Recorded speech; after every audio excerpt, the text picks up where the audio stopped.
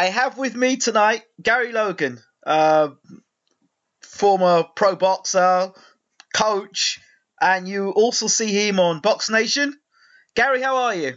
I'm really good, thanks. Really good. It's great to see you again with BWTV. Yeah, And it's good to be back. Good to and, be and back. and always that big smile, which is fantastic. There's nothing worse than talking to somebody about something you love and seeing them not smile. It's Yeah.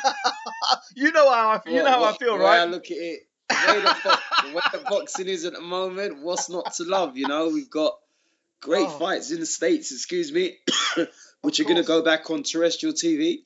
Yes, which we talked about before. Out with Al Heyman. Yeah, it's It was something that fantastic. was talked about for a while. People thought I was Yeah. talking rubbish about it. It's Mm. happened or happening. Yeah. There's some big fights. Keith Thurman fighting Robert Oh, Guerrero. Robert Guerrero, great fight. You've Great got. fight. Well, it's funny because Keith, when I spoke to him a few days ago, said he'd love to fight Robert Guerrero. So Yeah. obviously that was the fight that he was Mm. alluding to.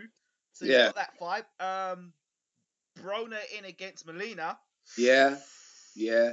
Ooh, that's a I think tasty fight. I'm not the so sure, taste, but I think that is definitely a Broner vehicle because he's not going to find it hard to hit Molina. Broner only finds it difficult when he finds you hard to hit. And Madonna, for how I don't think people give Robert Garcia enough credit for how defensively adept he's made Madonna. He's not as easy to hit. He's a lot more deceptive to hit than he has been previous to working with Garcia. So yeah, just because he beat Broner doesn't mean that Broner's going to have an easy. I just think Broner will have an easy night against Molina because you believe so? yeah, Wow. I mean, I don't think Molina will.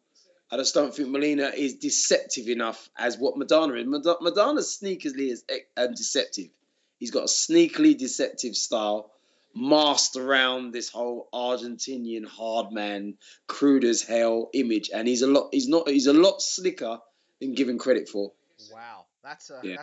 I'm gonna listen to you a little bit more because the last time we spoke, we talked about the Andy Lee fight, and you Yeah. called it. You called it. You said Yeah, Andy Lee would yeah. do the I business. did say if anyone was gonna hurt anyone, it was gonna be Andy.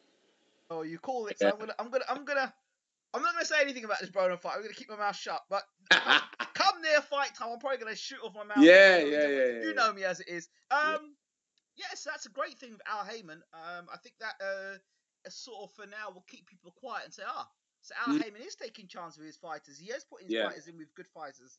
So I guess that's a fingers up to those who may have had question marks about Al Heyman and what his fighters have been doing. Yeah. And maybe he was just waiting for this moment. The one fighter that I was expecting to see either on NBC was your mate David Hay. Yeah. I haven't seen anything on David. Nothing yet, but you know, David, he always likes to blow us away with something shocking and last minute. Let's just say the world has not heard the last of David Hay, and he will be back. Don't worry about I'm that. sure he'll be back out. I thought at one point it'd been Al Heyman and David would be fighting on NBC in America. Well, anything can happen, really. I mean, David. I would imagine at this moment in time, David will be talking to not only Al Heyman, he'll be talking to everyone. Everyone would have had a meet. And David's his own businessman. He's a very good businessman. He's a bright boy. He's a bright young man, and he's going to make. He knows that when he does make his comeback, it's got to be spot on because he's had 3 cancellations, 3 bouts lost to injury on the bat, whereas people, and you got to remember, when David Hay fights, it's not a fight, it's an event. And so people book hotels, they spend a lot of money, and then all of a sudden, due to unforeseen circumstances like his injuries, he's had these fights cancelled.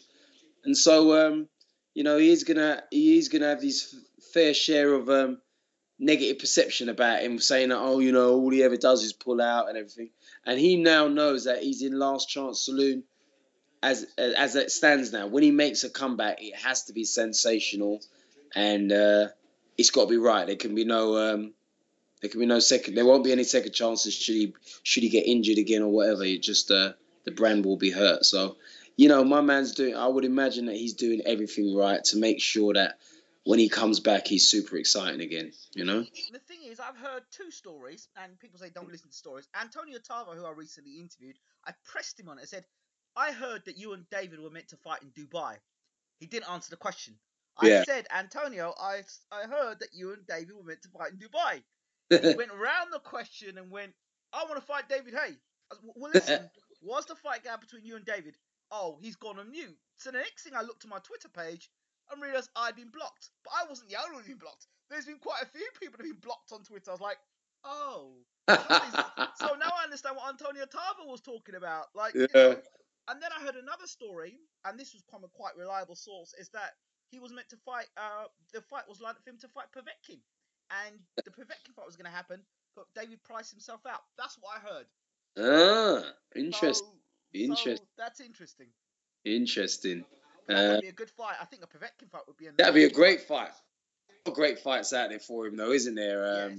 You know, it's the heavyweight scene is really interesting once again. And there's a lot of good fights out there, man, including on Saturday night. Absolutely. We're going to talk about that fight now. Bermane Stiverne against Deontay Wilder.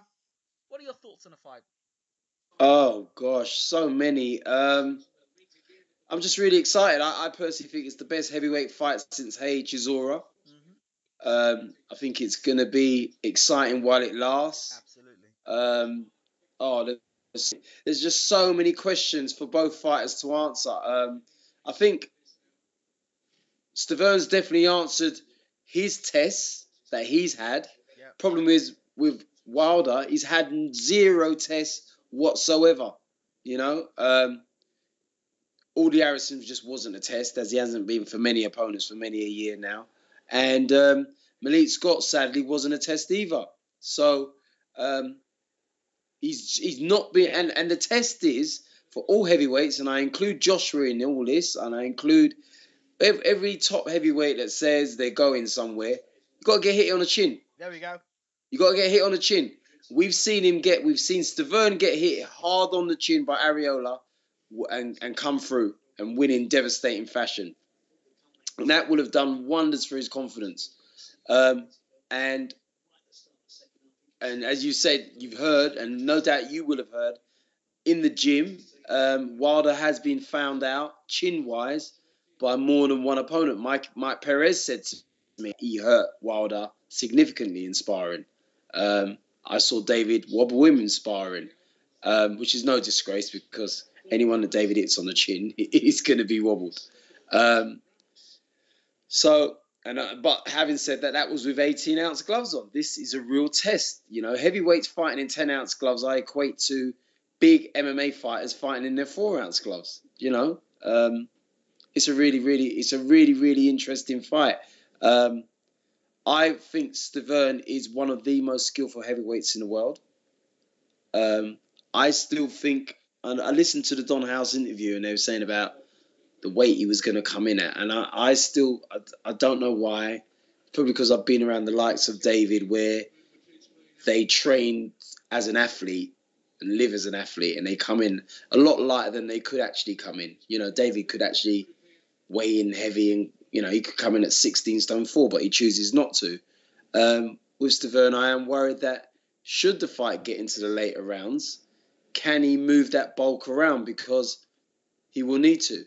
You know, he just can't stand in front of Wilder and hope to gain success. I think he can stand in front of him if he doesn't stand at Wilder's range. He's either got to make Wilder absolutely have to reach for him, or he's got to be comfortably inside of Wilder's shots, of his arm reach.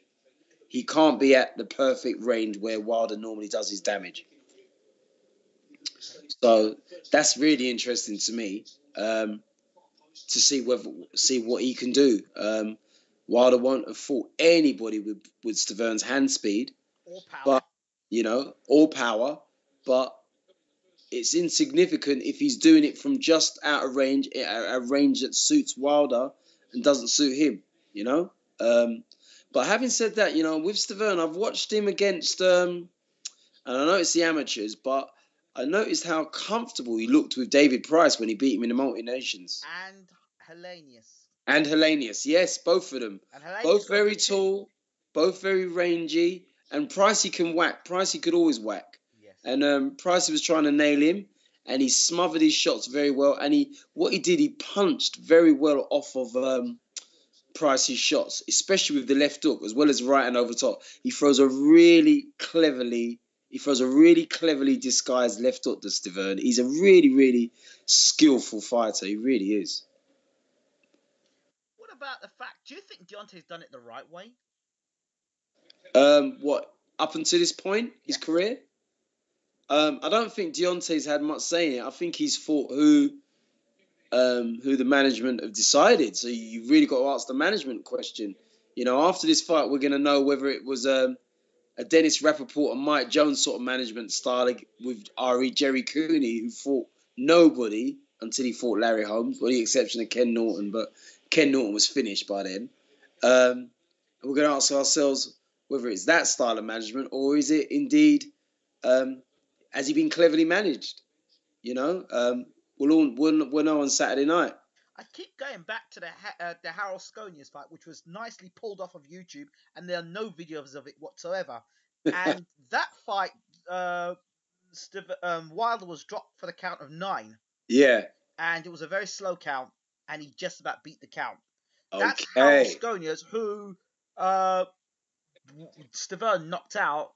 And if he's getting dropped by the likes of Sconius, you've got to ask yourself the question, can he take the power of Stiverne? Yeah. Everyone's talking about the incoming from Wilder to Stiverne because that's all people have seen. Nobody's seen Wilder fight off the back foot. And people say, well, Wilder can keep him at distance. My argument is Jason Gavin, he couldn't keep a distance, and Jason Gavin had 2 weeks' notice before the fight. Yeah. Owen Beck, who I spoke to recently, said to me the same thing. I had less than a certain amount of time to prepare for the fight. I was still able to get in. And when he gets backed up with a double jab, Wilder looks very uncomfortable. Yeah.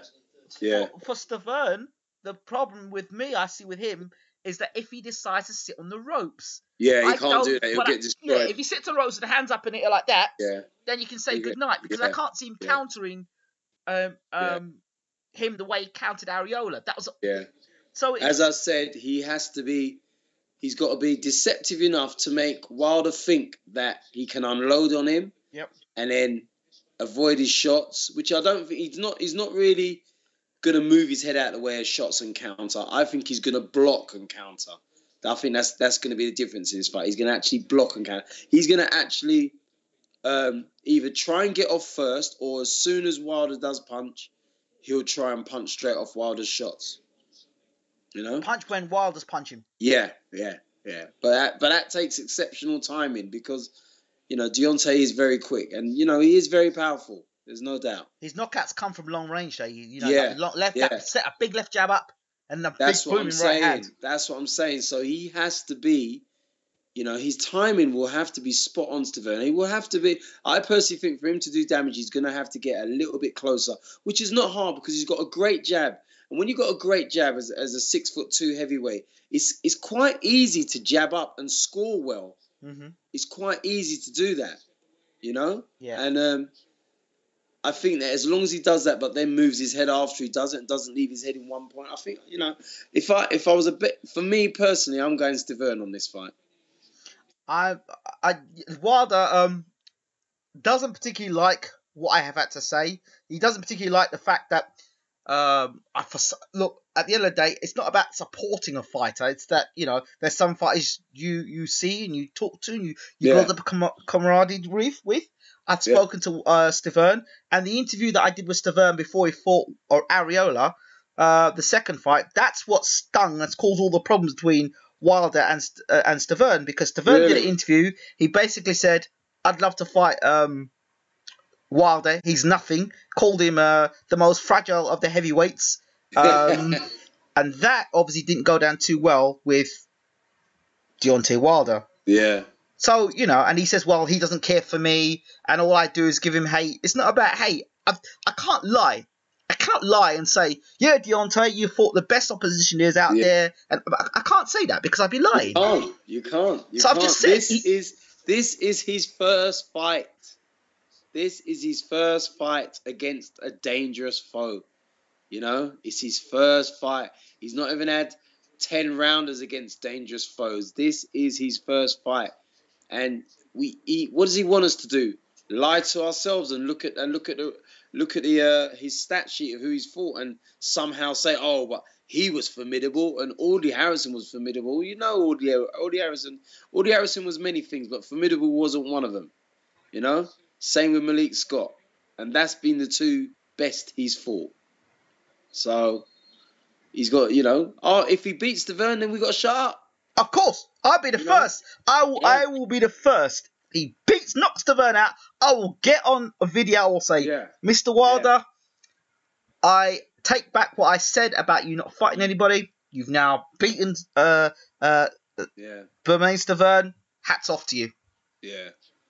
It's going to take some doing, but, it's going to be a great fight. I mean, Stiverne, we say about Wilder not being tested, I think the physical attributes still lie with Deontay, even though Stiverne's arguably got quicker fists than him. Yep. The problem, as I've said, is it's all about range. If Stiverne gets nailed at the end of Deontay's right hand, if he gets himself stuck in that position where he's on the end of that right hand, he's going to find it very hard, and it lands, it will be very concussive. He's going to have to be totally out of range, which means his feet have got to be a little bit quicker than they ever have been, so that Wilder then starts to reach for him. And up until this point, Stiverne has worked on being a lot more cuter, but allowing guys to punch at him or get in range so that he can nail them. He could do that with Arreola, who's a lot slower than Wilder. And I think style-wise, I think Wilder would knock out Arreola. So it's so many intangibles. It's so interesting. So from what we've seen of Wilder, we've seen him great going forward. Yeah. That's what we've seen. We've just seen him going forward. If you look at all the highlights, it's him going forward. But him going back, him having to take a shot. He's not so comfortable. He's not so comfortable. There's no doubt about that. I've seen that. I've seen it in sparring. I've seen it when he's fought. A couple of times when he's fought, when he's just slightly being pushed back. So that's something that he's not comfortable with. So when David went at him, landed easily. Pardon? He landed easily. He landed easily. Yeah. But then I guess when Wilder was allowed to do what he was doing, I guess it was a different sparring session. Oh, it's a great spar. You'd have paid money to watch it. It's really? Great. Yeah, really good spar. Was that good? Yeah, it was very good. Was it one-sided? No, not at all. So then give us. Let's take David out of the ring a second. Let's put Bermain in there. Yeah. And then what you saw then between that competitive spar, who hits harder, Bermain or David Haye?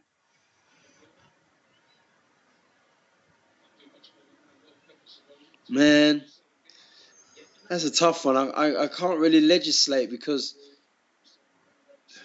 I can't really legislate because I've known David since he was 18.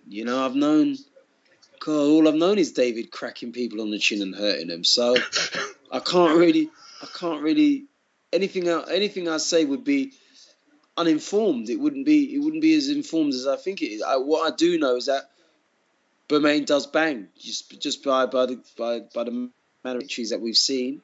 Left hook and right hand. Turn that one around.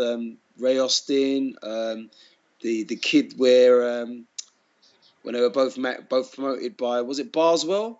The one who done 2 rounds? Yep. Yeah, there's no doubt he whacks. But as I said, there's a lot of those guys whack at heavyweight simply because they're heavyweights wearing 10-ounce gloves. Yeah. What about the argument about Stiverne being too small? I find that ridiculous. We've had Mike Tyson. Yeah. We've had Evander Holyfield. We've had David Haye. Why is Stiverne suddenly too small? The only problem with and I see the argument that people say that I can agree with that to a certain point, is that they say that he's a bit of a 1980s really talented heavyweight that's a bit overweight because he's got fast hands. He's got sort of like Tony Tubbs sort of hands. Yeah, you're going to say Tony Tubbs, yeah. He's got the Tony Tubbs sort of hands, but he hasn't got the foot that what I've what I worry about in this fight is, will his feet be able to just keep him just out of range so that he's got Deontay having to reach for him?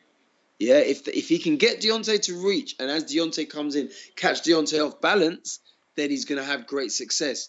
But if Deontay closes that distance very quickly and he's on top of him, I'm not sure if he's going to get out of the way. So, you know, let me tell you, 6'2", even if he weighed 225, it's a big man. That's a big man. And as we've seen from the amateurs even, he's been used to fighting very big men. That's my point. So, you know, the people that say that, I don't give a damn. They're not in the industry. They're people on forums. They're people that write in the media. Because anybody that's involved in boxing knows that he's not a small heavyweight. Exactly. I don't see him as a small heavyweight at all. Yeah. Anyone that's closely involved in boxing, I don't mean all journalists, but I say the people that say that are people that have not really had great experience about being around heavyweights. There's another thing I look at that sort of disturbs me. Wilder's legs are worryingly thin. Yes. For a heavyweight, and I was always told guys who got worryingly thin legs, when they have to absorb a shot, their legs, if they've not got strong legs, I don't know if Wilder does a lot of road work, but I remember my trainers in America telling me that as well. Having legs that are thin like that, around durability, there's a problem there. What do you think about that? He's genetically predisposed that way, isn't he? I mean, he's massive up top with these spindly legs, and it is a bit worrying. It is a bit worrying. But we're gonna see on Saturday night. You know, these guys, Stiverne's people really think he's able to get in range and test that chin, and all the questions will be answered on Saturday night. You know, there's no doubt that Wilder's legs are worryingly thin. Tommy Hearns was, but then Hearns was sort of in that Wilder mode where very destructive with the right hand, just like Wilder's trainer was. Mark Breland, for a time, both amateur and pro, was knocking out a lot of good guys, including our Lloyd Hunnigan. I boxed on that bill, actually. I remember that night. Yeah, I boxed on that bill. I lost £10 off my dad that night. It was a painful night for myself and Lloyd. Yeah, it really was. That was a shocker. Mark came out and stunned him with a jab, dropped him with a left jab, and boom, went right through him. But Mark could jab. Mark was a good fighter. So I think that's why they brought him in with Deontay. You know, one tall fighter being able to work with another one. But, you know, Mark's legs were quite thin, and when Mark was hit on the chin, he wobbled. So you never know that there's that correlation as well, isn't there? Yeah, but it's not just, like I was saying, it's not just Deontay Wilder. There are fighters in the past that have had thin legs, and they always had that durability problem. So is it linked or not? Well, let me think. I mean, you're a trainer, and I've heard it a lot around the gyms. Look at the guy's legs. And I was told in America, they always told me your foundation, don't care how big a puncher a guy is, your footwork, and that's where they start you off, your feet. I remember in the gym, working in the gym, and the trainer had me for half an hour just moving in one direction, and then half an hour moving in the other direction, and had my legs tied together. Yeah. That was in one of Don King's gyms down in Miami. I remember it specifically. The trainer said, I don't care how hard you punch. I don't care how fast you jab. I don't care what combinations you throw. Your feet tell me everything about you. If you ain't got good footwork, the feet, forget it. You know, and I'm learning that more and more and more, and I'm appreciating that more and more and more every day as a coach, because that's all I coach is the fundamentals from the ground upwards. Absolutely. So from that point, there are questions to be answered about his legs. But having said that, I mean, but look at Hamid. I've never seen his legs. Because he's always worn long shorts around us, so his calves downwards are very thin. Right. We don't know what his quads are like. I don't know. Right. Whereas, because Evander Holyfield had very small calves. Yep. But strong legs, and my gosh, what a heart. Yep. So, you know, from my own experience, all I've seen are his calves. I've never seen what his quads are like. He might have the most amazing quads. Who knows? He might do. So then again, another thing I was taught is footwork. We talk about footwork now. When I spoke to Stiverne, he said to me that he's never seen a one-armed soldier, and he said that Deontay's a one-armed soldier, and take the right hand away. What have we got? Yeah. I was surprised in sparring with David how much he tried to throw the left hook. Right. I was surprised at that, going backwards and going forwards. Right. So I think he has a bit more armory than given credit for. Right. I think he has a bit more armory than given credit for. And even when he done Malik Scott, he was still trying to land the jab.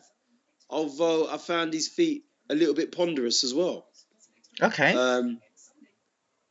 But Malik gave him too much momentum because he never, off of his movement, he never even threatened to actually do something.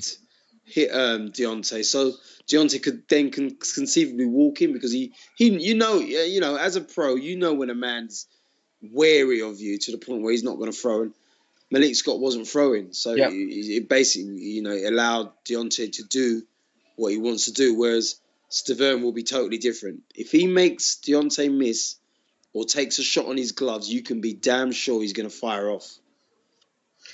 So. What about the jab? The jab's always been a key. They say the best heavyweights in the world always have, or the best fighters in the world always have a great left jab. Yeah, and Stiverne's got a very good jab. He's got a very good up jab where he can drop it low and bring it up. But he's got to do it at a range that suits him and not at a range where he's at the end where if he throws the jab and Deontay can just roll that long right hand over the top. Yeah. Now, what I mean is that if you watched Carl Froch against Ward. Yes. Froch against Ward. Froch has got longer arms than Ward. Right. But Ward's out jabbing him. Yeah? Right. Ward's out jabbing him because as he jabs, he's taking his head out as he jabs, so he's shelter jabbing. Right. He's not jabbing with his head up. His head's actually dropping at an angle as he jabs. Right. And that's the sort of jab to counter what Wilder does. He basically, if he throws a jab, Stiverne, he cannot leave in the head in the middle after he jabs or as he jabs. Right. Because they might be thinking, right, every time he throws that jab, just roll your right hand over the top. Which, because he's a much bigger man, he stands a chance of landing it if he's at the right range. Okay. The fight that I envision for this, or when you see a fight being mentioned, you think, the fight could go this way, the fight could go away, and you kind of bring a fight from another era maybe, and you bring it and think it could be like this or it could be like that. The fight I see, the first one I see has been like Hagler Hearns. Hagler, the shorter guy, Hearns taller, the power puncher, and then Hagler having to get inside and but that's a total break from the norm from Stiverne, isn't it? Stiverne's used to walking and stepping side to side. Yes. Actually he likes you walking onto his shots because he's so quick-handed. But he knows he knows that he can't do that for this fight. Yeah. So he'll change the tactics. I think he'll jump on him. He can't do that. Yeah. He knows he can't do it. Yeah. But in time, what happens is, it goes back to what I said in our previous interview. Yeah. How do you perform under the lights? And when I say under the lights, when the stress is on. Yeah? It's a whole different ball game now. He's fighting in front of a Las Vegas crowd, the biggest crowd he's going to fought in front of. It's a big event. This is a big, big fight for both of them. And if he can, keep calm, because that's what they are. They're martial artists.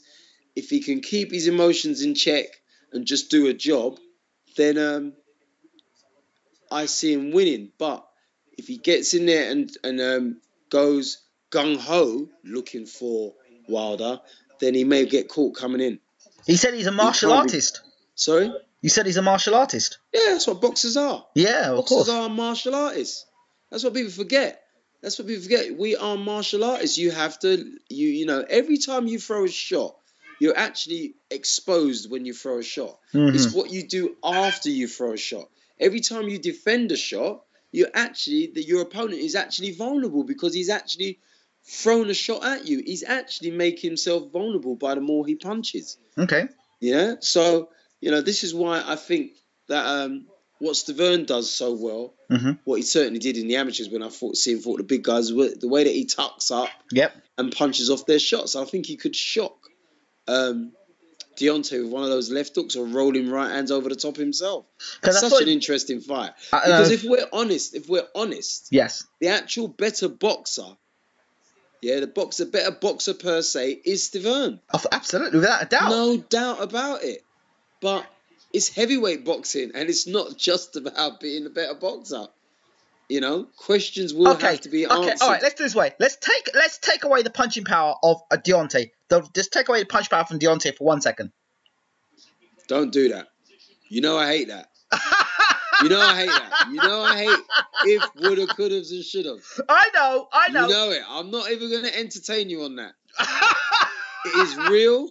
The power is real. Absolutely. Yeah? So let's not say, who's the best. Right? We know, I know, and Deontay's people must know that Stiverne is the best boxer he's going to face, and he's one of the better boxers in the heavyweight division. Yeah? Yeah. So now it just comes down to, can Deontay find a way of deceiving him or overwhelming him with those shots to make a difference? That's all it is. Because he ain't outboxing my boy. No chance. He ain't outboxing him. No way. He ain't going to have him on the end of a jab like Breland did in these welterweight days or what Tommy Hearns did. He ain't going to do that. Or like a Lewis or a Klitschko. Yeah, he can't do that. Yeah, exactly. He can't do that. At some point, he has to get close enough and do what he does do, which is he likes to unload. But that's at distance. Can he do it up close? Well, we haven't seen it, have we? See, these are the questions. You say we've not seen him in any fights where. Yeah, but you've seen him in sparring with David. When David got close to him, what did he do? Because you said you saw him in sparring, so clearly at some point David must have closed the range down in him. Yeah, David did, and David was successful. But what I would say is, sparring is sparring. Fight night is fight night. Yeah. Look, you say that, but George Groves got knocked out by Froch sparring, and he reproduced it in the fight. So it's the same thing. He didn't get knocked out. He got knocked down. There's a difference. He wasn't out. Okay, that's what I heard. I heard he got knocked out. He wasn't out. Yeah. You're always gonna hear that. You're always gonna hear that. He got knocked down. But and let's face facts. Carl, he knocked Carl down concussively in the first. Carl was out for a few seconds when he got knocked down. He was gone. But Carl's just an amazing man. He's just an amazing athlete who was able to recover. But listen, I had the great fortune to sit with Ray Leonard, and Ray Leonard said to me, sparring means nothing. He said, in my comeback for Hagler, I got bashed up 80% of the time when I was sparring for Hagler. Yet I beat the world's most formidable middleweight champion. So it means nothing in a ring. All it does is get you in condition. You might get little telltale signs. You'll get little telltale signs out of sparring, but it's not indicative of what's going to happen come fight night. Because let me tell you something, right?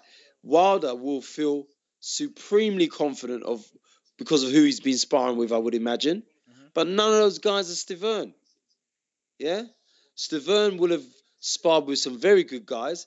None of those guys whack like Wilder. So it's all down to temperament. And that's why I say it's a martial art, because real good fighters don't win just on temperament. They don't win on just I'm much harder than you, I'm much grittier than you, I want this more than you. No, there's so many more intangibles. It's skill factor. Can you control your skill factor? They've been working on the shots in Stiverne's camp to get Wilder for many months now.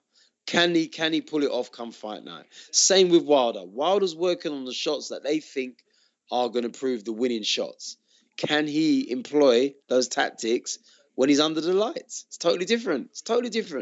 Okay, in your experience, two fighters now. Let's talk about fight temperament. Yeah. Big fight occasion. Both guys. Sorry? Big fight occasion, both guys. What do you think? Yeah. Big fight occasion, both guys. Man, Stiverne's built for it. He's just got that cold, he's got that very calm demeanor. And he doesn't get flustered. doesn't get flustered. When he got wobbled by Ariola, didn't get flustered, stuck to his boxing, kept kidding. There were times when he was just doing such clever little things with his movements, subtle little things. You could see that it had just been drilled so well on the pads. You could just see it, you know. So that tells me that he pays great attention to detail. He does study fights. Yeah, he does study fighters to the T. Yeah, he told you exactly what to do with Ariola. Yeah. So what about Wilder? Does he study fights? Do you think? He's such a crazy kid, man. He's so funny. You just I don't know. You don't know. I really don't know. I just can't put my finger on him with him. He's such a crazy banter guy. He switches on for sparring, but as soon as he's out of the ring, he's just back to being a joker. He's really amiable, really calm. So, but this is an experience for him that he's never experienced in 32 fights. I really do question their method of bringing him on or not bringing him on. This is such a tough fight for him. It really is. You know, he's got a lot of questions to answer. Okay, and finally, the corners of both fighters. Yeah. Don House and Mark Breland. What do they bring to the fight? Well, Breland's got great pedigree as a fighter. Yes. Olympic champion, 5 times New York Golden Gloves champion, world amateur champion in an era when America regularly boxed Cuba and he regularly beat the best of the Cubans, the best of the Russians, you know, so formidable fighter, great fighter. How he transitions in the ring, we shall see after this fight, because Mickey Duff once said to me, trainers make fighters, fighters make trainers, not trainers make fighters. Trainers have a lot to put into a fighter, but you need the product as well. You know, Ray Arcel said it, you know, if a kid ain't going to make it, he ain't going to make it. Don't matter if he's got Ray Arcel in his corner, Eddie Futch. If he's a good kid and he's got a great temperament and he listens to what a good coach tells him, then you got something to work with. And Stiverne, I'm a big fan of Don House. I like the way they work. I like the way they work in the corner. I like what I see technically from Stiverne. And we haven't got the book on Breland yet, because Deontay's shown us nothing other than him whacking. Even when he's finished guys, it hasn't looked. You know when a guy can really whack, like McClellan. When McClellan took guys out, it wasn't wild. It was controlled. Yeah. When Deontay gets you hurt, it's just wild. He is what he is. He's wilder. So you got to ask yourself: is that something that they work on, or is it just the stress of him needing to get this guy out of the ring as quick as possible, make it as wild as heck? You know. How much should we look into the Showtime promo and the behind the scenes? How much does that really play a part in the fight itself? In the fight, nothing. The build up to the fight, it does. It just makes it interesting, you know. That's what it does. Makes it interesting. That's it. That's all it does, and it's good, you know. Stiverne hasn't had a voice in this fight up until All Access, because he's not that type of guy, is he? No. So a lot of the boxing fans are unhappy with Stiverne, saying he doesn't sell the fight. But I've seen a different side to him, you know. But he's a very funny guy. I mean, it's hard. Some people have got that. What Wilder's great at, he's got that showman mentality, hasn't he? Yeah. And Joe Frazier didn't have it. He just let his fist do the talking. Joe Frazier didn't have it. He needed Ali to make those millions, you know. Mm-hmm. Not everybody had it. Not everybody has it. You know, people have got that ability to speak well and be charismatic and engaging. And Deontay has got that. He's definitely got that over Stiverne. But, you know, some people are just wired to fight, and that's all they want to do. Fight, go home to the kids and chill. That's it. And Stiverne's that sort of guy.